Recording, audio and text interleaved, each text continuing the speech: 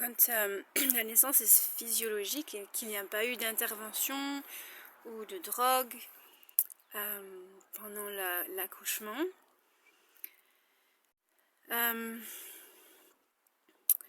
ce qui se passe juste avant que le bébé soit prêt à sortir, c'est que le corps produit naturellement de l'adrénaline et cette adrénaline va nous aider à mobiliser toutes nos forces pour pouvoir aider le bébé à sortir. Je pense que cette adrénaline nous aide aussi, une fois que le bébé est sorti, à agir pour le récupérer et pour vérifier que tout va bien ou l'aider s'il a besoin d'être aidé. Et je pense que c'est surtout quand on a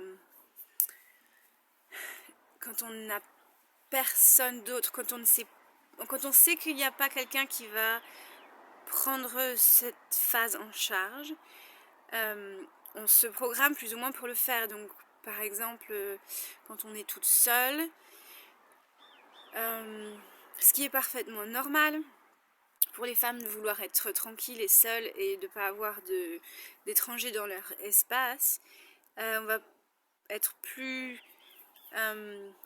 tenté de se mettre dans une position où on peut récupérer le bébé nous-mêmes à la sortie.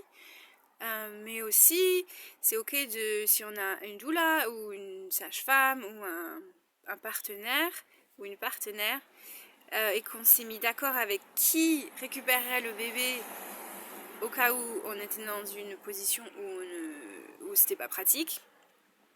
Ils peuvent le faire et ils peuvent nous le donner directement. Et à ce moment-là, la maman va utiliser cette adrénaline pour vérifier que le bébé va bien. Elle peut le faire elle-même. Et elle va enlever la corde, dérouler la corde du cou. Si la corde est autour du cou, elle est capable de le faire. Si le bébé est un peu mou, qu'il ne respire pas encore, qu'il a besoin d'un peu d'aide, un peu de massage, vraiment il ne va rien avoir de mieux que la maman suive son instinct pour l'aider à respirer. Elle va le prendre dans ses bras, elle va l'avoir peau contre peau, elle va le masser, elle va peut-être lui souffler sur le visage. Elle va avoir plein de réactions instinctives pour aider le bébé à respirer, à arriver dans son corps, à être prêt à respirer. Et souvent, enfin je sais ici en Australie en tout cas, quand on a des sages-femmes, elles vont intervenir. Si le bébé n'est pas exactement ce qu'elles pensent qu'il devrait être, elles vont le prendre, elles vont le manipuler, elles vont lui donner de l'oxygène, alors que ça devrait être la mère qui s'en occupe. Et qu'elle est dans la plupart des cas parfaitement capable de le faire, puisque y a cette adrénaline qui la porte et qui la pousse et qui lui donne l'énergie de voir. Je me suis mise dans la voiture parce qu'il y avait du bruit dehors. Et je veux dire, c'est pas la faute des sages-femmes, je pense qu'elles y réfléchissent pas, elles ont été entraînées à agir. Mais pourquoi se mettre dans le chemin de la maman? Pourquoi l'empêcher de répondre à son instinct qui est de s'occuper de son enfant nouveau-né? Pourquoi le prendre alors qu'il devrait être dans ses bras, alors je veux dire, ça éveille son instinct de mère aussi. Et si on se met dans ce chemin et qu'on enraye ce processus, ça peut avoir des conséquences aussi sur la façon dont elle va se sentir capable de s'occuper de son bébé. Et y a, dans la médecine et dans les accouchements en hôpitaux, il y a plein de petits messages comme ça. Par exemple, j'ai appris que il y a plein d'hôpitaux, dès que la maman arrive, qu'elle est en travail, enfin la future maman, on lui pose un cathéter. Je sais pas s'il y a un message plus fort qu'on peut lui donner à une femme, qu'elle va pas y arriver, que son corps va la trahir, qu'elle est incapable de donner naissance à son bébé, et que elle va pas y arriver quoi. Et donc il va falloir 100% sûr, puisqu'on lui met déjà le cathéter au début, va falloir intervenir pour elle et la sauver de son corps, la sauver de ce processus. Et déjà ça mine quoi. Et ça continue à travers la naissance et à travers le postpartum.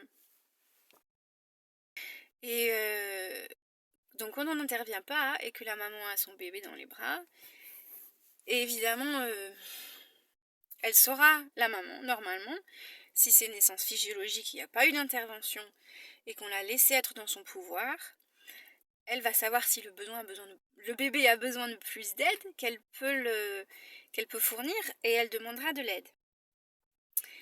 Sinon, le bébé et la maman sont peau contre peau, et à un moment, donc le bébé va respirer, peut-être qu'il va pleurer un coup, peut-être pas. Des fois, il respire juste, il pleure pas, on n'a pas besoin de les taper. On n'a pas besoin de leur faire de mal pour qu'ils respirent.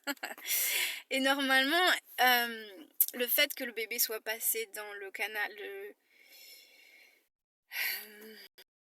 je vais dire le vagin parce que tout ce que je peux penser c'est birth canal. Sa tête est compressée. Et ça, c'est une des choses aussi qui va lui donner le signal qu'il va bientôt falloir respirer. À part le fait aussi que il va avaler ce qu'il trouve dans le vagin et juste à la sortie, près de l'anus, et ça va tous les organismes qui sont dans cet environnement vont venir coloniser son système immunitaire et son système digestif. Donc c'est très important qu'il passe par le vagin pour sa santé. Mais bon, après ça, quand tout va bien, que le bébé respire, que